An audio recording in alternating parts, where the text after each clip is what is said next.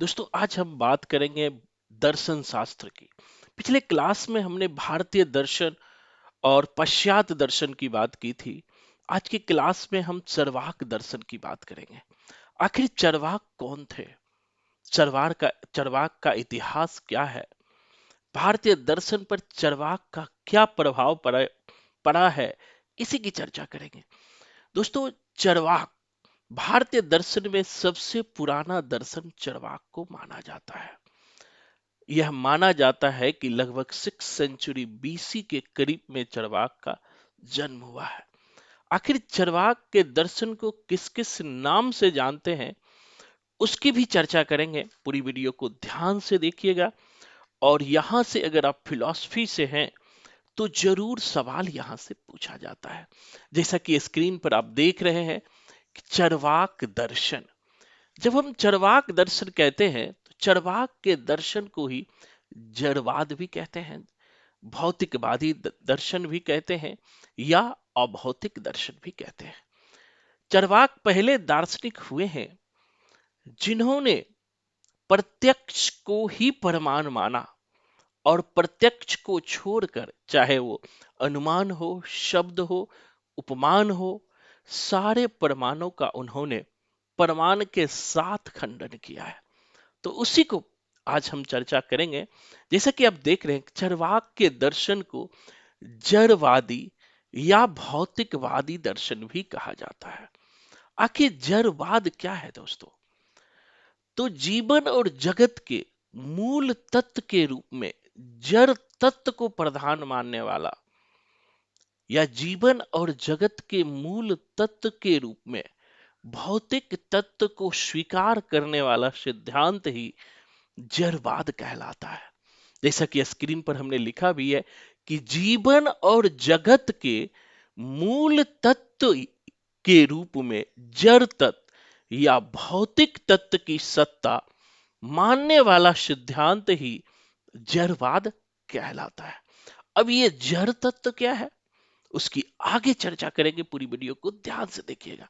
अगर आप फिलॉसफी से नेट, जेआरएफ, आईएएस, पीसीएस दे रहे हैं तो आपके लिए ये क्लास रामबाण साबित हो सकता है। इसी तरह से दोस्तों, चरवाक के दर्शन को स्वभाववाद भी कहा जाता है। अब चरवाक मानते हैं कि जड़ तत्वों में निहित स्वभाव के कारण ही इस विश्व की उत्पत्ति हुई है। यानी कि जड़ तत्व में निहित स्वभाव के कारण। अब ये जड़ तत्व क्या है? तो चरवाक पंच महाभूत में से 4 महाभूत को मानते हैं। क्षितिजल, पावक, गगन, समीरा। इसमें वो आकाश को नहीं मानते हैं और कहते हैं कि इन 4 तत्वों के स्वभाव से ही इस विश्व की उत्पत्ति होती है। यानी कि जड़ तत्वों में निहित स्वभाव से ही इस जगत की उत्पत्ति के कारण ही चरवाक के दर्शन को स्वभाववाद भी कहा जाता है, जो प्राय सवाल पूछ लिया जाता है। इसी तरह चरवाक के दर्शन को दोस्तों देहात्मवाद भी कहा जाता है। देहात्मवाद, चरवाक आत्मा की अलग सत्ता को स्वीकार नहीं करता है। जब आप भारतीय दर्शन पढ़ेंगे तो भारतीय दर्शन में प्रायः सबने आत्मा की एक स्वतंत्र सत्ता को स्वीकार किया है। लेकिन चरवाक जो है, आत्मा और शरीर को अलग अलग नहीं मानता है, जिसकी चर्चा आगे करेंगे। आत्मा और शरीर को एक ही मानने के कारण चरवाक के दर्शन जो है देहात्मवाद के नाम से भी जाना जाता है। इसी तरह चरवाक को नास्तिक शिरोमणि भी कहा जाता है। चरवाक ईश्वर, आत्मा, परमात्मा, स्वर्ग, नरक किसी की अवधारणा को नहीं मानता है। वह वेदों को नहीं मानता है। तो इसीलिए माधवाचार्य ने, जो द्वैतवाद के प्रणेता है माधवाचार्य, इसको हिंदी में या फिलॉसफी में भी पढ़ते हैं, द्वैतवाद के प्रणेता जो है माधवाचार्य को माना जाता है। और माधवाचार्य ने चरवाक को जो है नास्तिक शिरोमणि कहा है कि नास्तिकों में चरवाक का स्थान सबसे ऊंचा है। तो चरवाक के दर्शन को ही, जैसा स्क्रीन पर देख रहे हैं, देख करके लिख लेना। जड़वाद भी कहते हैं, स्वभाववाद भी कहते हैं, देहात्म भी कहते हैं, और नास्तिक दर्शन भी कहते हैं। तो इनको हमें ध्यान में रखना है। दूसरी तरफ हम चलते हैं तो चरवाक के दर्शन ही भूत चैतन्यवाद भी कहलाता है। चरवाक के दर्शन को भूत चैतन्यवादी दर्शन भी कहा जाता है, क्योंकि चरवाक इसका समर्थन करता है। चरवाक मानते हैं कि भूत तत्व या जड़ तत्व से ही चेतना की उत्पत्ति होती है, यानी कि जो चार तत्व है, चार महाभूत है, उसी से चेतना की उत्पत्ति मानने के कारण इसे भूत चैतन्यवाद भी कहता है। चरवाक के दर्शन को दोस्तों लोकायतन दर्शन भी कहते हैं। अब सवाल होता है, लोकायतन क्या है? चरवाक के दर्शन को लोकायत मत भी कहते हैं या लोकायतन दर्शन भी कहते हैं। इसका क्या अर्थ है? तो चूंकि चरवाक केवल इसी जगत की सत्ता को स्वीकार करता है, इसी लोक को एकमात्र स्वीकार करता है, इसी जगत की सत्ता को स्वीकार करता है, तो इसी लोक को स्वीकार करता है, इसीलिए इसके मत को लोकायतन मत कहते हैं। इसी लोक को एकमात्र सत्य मानने के कारण चरवाक के दर्शन को लोकायतन दर्शन भी कहा जाता है। अब समझेंगे कि आखिर चरवाक के दर्शन को किस किस नाम से जाना जाता है। अभी हमने उसकी चर्चा की है। अब आखिर चरवाक का सोच क्या था? चरवाक के दर्शन को हम कितने भागों में बांटकर देख सकते हैं? तो दोस्तों, चरवाक के दर्शन को प्रायः दो भागों में बांटकर हम देख सकते हैं। पहला है ज्ञान मीमांसा और दूसरा है तत्व मीमांसा। पहला है ज्ञान मीमांसा और दूसरा है तत्व मीमांसा। दोस्तों, ज्ञान मीमांसा का मतलब क्या होता है? ज्ञान मीमांसा मतलब होता है साधन, साधन, और पूरा ज्ञान मीमांसा मतलब होता है ज्ञान को जानने का साधन, ज्ञान को जानने का साधन। आखिर ज्ञान को जानने का साधन भारतीय दर्शन में सामान्य रूप से ज्ञान को जानने के चार साधन बताए गए हैं: प्रत्यक्ष, अनुमान, शब्द और उपमान। भारतीय दर्शन में सामान्य रूप से ज्ञान को जानने के चार साधन स्वीकार किए गए हैं। याद रखिएगा, प्रत्यक्ष, अनुमान, शब्द और उपमान। लेकिन भाई साहब, जो चरवाक है वह केवल और केवल प्रत्यक्ष को ही स्वीकार करते हैं और अनुमान, शब्द और उपमान का वो खंडन कर देते हैं, जो आगे मैं चर्चा करूंगा। साथ ही तत्व मीमांसा में दोस्तों, तत्व मीमांसा में यानी तत्व मीमांसा मतलब क्या होता है? मेटाफिजिकल वर्ल्ड, यानी इस विश्व, आत्मा, परमात्मा, जगत, स्वर्ग, नरक, इन सब को हम तत्व मीमांसा के तहत पढ़ते हैं। तत्व मीमांसा में जो है जगत, आत्मा, ईश्वर, स्वर्ग, नरक, नीति विचार, इन सब को मानते हैं। अब भारतीय दर्शन में प्रायः अलग अलग दार्शनिकों ने, किसी ने आत्मा को माना, किसी ने स्वर्ग नरक की सत्ता को माना, किसी ने नहीं माना, वो तो अलग चर्चा करेंगे। लेकिन जो चरवाक है वो केवल जगत को स्वीकार करते हैं और जगत में भी जगत का निर्माण वो मानते हैं पृथ्वी, जल, अग्नि और हवा से हुई है। आकाश को नहीं मानते हैं। आने की पंच महाभूत में वो चार महाभूतों से ही इस जगत की उत्पत्ति को स्वीकार करते हैं। अब आगे देखेंगे कि आत्मा के संबंध में चरवाक का क्या दृष्टिकोण है, ईश्वर के संबंध में चरवाक के क्या दृष्टिकोण है, स्वर्ग नरक के संबंध में चरवाक के क्या दृष्टिकोण है, सुखवाद के संबंध में चरवाक के क्या दृष्टिकोण है।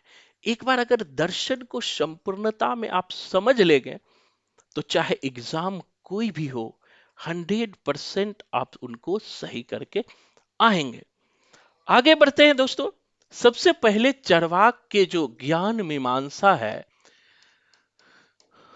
ज्ञान मीमांसा, इसमें चरवाक प्रत्यक्ष के बारे में करता है। समान रूप से प्रत्यक्ष का मतलब होता है प्रति प्लस अक्ष, जो आंखों के सामने दिखाई पड़े वही प्रत्यक्ष है। लेकिन चरवाक जो कहते हैं, चरवाक कहते हैं कि यहां जो प्रत्यक्ष है ना, इंद्रिया सन्निकर्ष प्रत्यक्ष, यानी इंद्रियों के सन्निकर्ष से जो ज्ञान की प्राप्ति होती है वही प्रत्यक्ष है। मतलब यहां चरवाक तीन तत्व को लेते हैं, इंद्रिय प्लस पदार्थ प्लस सन्निकर्ष, यानी कि हमारी जो पांच ज्ञानेंद्रियां हैं, आंख कान नाक जीभ और त्वचा, इन पांचों इंद्रियों से जो पदार्थ का सन्निकर्ष होता है, पदार्थ को जो हम देखते हैं, जो महसूस करते हैं, छू करके, सूंघ करके, उनके साउंड के द्वारा, तो चरवाक के अनुसार वही प्रत्यक्ष सही है। और उसी प्रत्यक्ष को जो इंद्रियों के ज्ञान से, पांच इंद्रियों से जो प्रत्यक्ष होता है पदार्थों का, उसी को वो जो है प्रत्यक्ष मानते हैं। दूसरी तरफ इसको क्लास में मैं डिस्क्रिप्शन में बताऊंगा, चरवाक अनुमान का खंडन करते हैं। चरवाक कहते हैं कि अनुमान भी जो है प्रत्यक्ष पर आधारित होता है। अनु मतलब होता है अनुमान। चरवाक कहते हैं अनु प्लस मान। अनु मतलब होता है पश्चात, मान मतलब होता है ज्ञान, यानी कि बाद में होने वाला ज्ञान ही अनुमान है। जैसे हम कहते हैं कि पर्वत पर धुआं है, अतः पर्वत पर आग है, अतः जहां जहां धुआं है वहां वहां आग है। पर्वत पर धुआं को देखकर हम अनुमान लगाते हैं कि पर्वत पर आग है, और इसके लिए व्याप्ति संबंध की स्थापना करते हैं। अनुमान के सिद्धि के लिए व्याप्ति संबंध की स्थापना करते हैं। अब सवाल आता है कि व्याप्ति क्या है। अब सवाल आता है दोस्तों, व्याप्ति क्या है। व्याप्ति का मतलब होता है एक विशेष प्रकार का संबंध।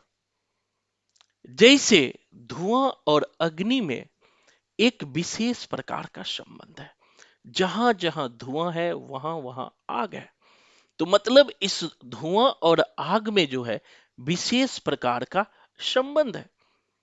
लेकिन चरवाक कहते हैं कि अनुमान को सिद्ध करने के लिए हम व्याप्ति का सहारा लेते हैं, और फिर व्याप्ति को सिद्ध करने के लिए हम अनुमान का सहारा लेते हैं।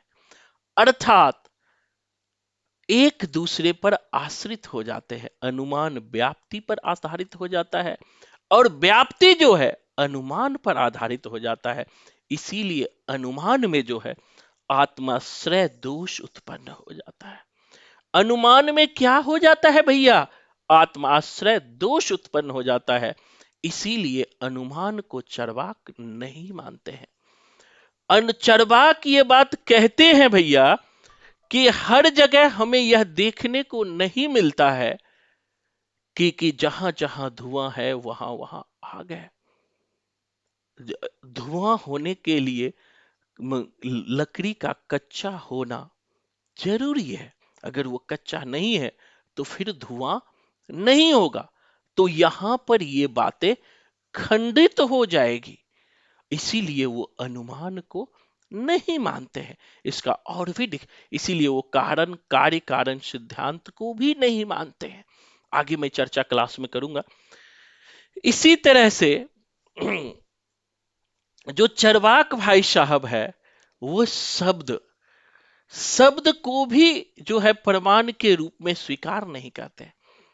चरवाक कहते हैं कि शब्द को प्रमाण के रूप में कौन स्वीकार करता है। कि जो आप्त पुरुष है, जो ऋषि है, महात्मा है, उनके द्वारा बोले गए वचन जो है शब्द प्रमाण कहलाते हैं। चरवाक कहते हैं कि ये जो ऋषि महात्मा ने जो कुछ बोला वो भी तो अनुमान से ही बोला। वो ऋषि महात्मा या ईश्वर के बारे में बोले या सत्ता के बारे में बोले, वो भी तो अनुमान के आधार पर ही बोला। इसीलिए जो है चरवाक जो है शब्द को भी प्रमाण के रूप में नहीं स्वीकार करते। खास करके वो आप्त पुरुषों ऋषि मुनियों का तो वो विरोध करते। वो कहता है ये तो ऋषि मुनि पक्कम बाजी थे, चिकन मांस खाने वाले थे, इनकी बात को हम कैसे स्वीकार कर सकते हैं। इनकी बातों को वो स्वीकार नहीं करते हैं। इसी तरह दोस्तों चरवाक जो है उपमान को भी प्रमाण स्वीकार नहीं करते हैं। चरवाक कहते हैं उपमान क्या होता है? उपमान एक सादृश्य ज्ञान होता है। जैसे आप अपने घर के आसपास गाय को देखते हो और वैसे ही गाय को आप जंगल में देखते हो तो उसे आप नील गाय कहते हो। तो ये सादृश्य ज्ञान है। चरवाक कहते हैं कि चूंकि सादृश्य ज्ञान प्रत्यक्ष पर आधारित ज्ञान होता है, जो सादृश्य ज्ञान होता है वो प्रत्यक्ष पर आधारित ज्ञान होता है, इसीलिए इस ज्ञान को हम स्वीकार नहीं करेंगे। इसी तरह अर्थात चरवाक जो है प्रत्यक्ष को छोड़ करके, चाहे वो अनुमान हो, चाहे वो शब्द हो, चाहे वो उपमान हो, सबका खंडन कर देते हैं। इसी तरह से अब आते हैं तत्व मीमांसा। तत्व मीमांसा में चरवाक जगत की बात करता है और जगत का ये समान रूप से यह माना जाता है, भारतीय दर्शन में यह माना गया है कि पंच महाभूत से ही इस जगत की उत्पत्ति हुई है। ये पंच महाभूत क्या है? क्षितिजल पावक गगन समीरा, अर्थात आकाश, वायु, पृथ्वी, जल और अग्नि। अब चरवाक मानते हैं, चरवाक को चूंकि आकाश दिखाई नहीं पड़ता है, इसीलिए चरवाक जो है इस जगत की उत्पत्ति में जड़ पदार्थ के रूप में वो आकाश को नहीं मानते हैं। चरवाक मानते हैं कि इस जगत की जो उत्पत्ति हुई है वायु, पृथ्वी, जल और अग्नि से हुई है। अब वो चरवाक ईश्वर को भी नहीं मानता है। वो कहता है कि ये जो चार तत्व है, इन चार तत्वों के स्वाभाविक मिलन से ही इस जगत या इस पृथ्वी की उत्पत्ति हुई है। वो उदाहरण देते हैं कि जिस प्रकार पान, कत्था, सुपारी, चूना आदि में अलग से कोई लाल रंग नहीं होता है, लेकिन जब हम पान, कत्था, सुपारी, चूना को एक साथ मिला करके हम मुंह में खाते हैं, तब हमारे मुंह कैसा हो जाता है? लाल हो जाता है। उसी तरह से चरवाक कहते हैं इस पृथ्वी, इस विश्व, इस जगत का निर्माण कोई ईश्वर ने नहीं किया है, बल्कि इन चार महाभूतों का जब स्वाभाविक रूप से मिलन होता है, इसीलिए चरवाक के दर्शन को स्वभाववाद भी कहते हैं कि इन चार जड़ पदार्थों यानी वायु, पृथ्वी, जल, अग्नि जब स्वाभाविक रूप से आपस में मिलते हैं, जैसे पान, कत्था, सुपारी, चूना मिलते हैं, तब जाकर के इस जगत का निर्माण होता है। इसीलिए वो चार तत्व को ही स्वीकार करते हैं। आगे दोस्तों चरवाक शरीर और आत्मा को भिन्न नहीं मानते हैं।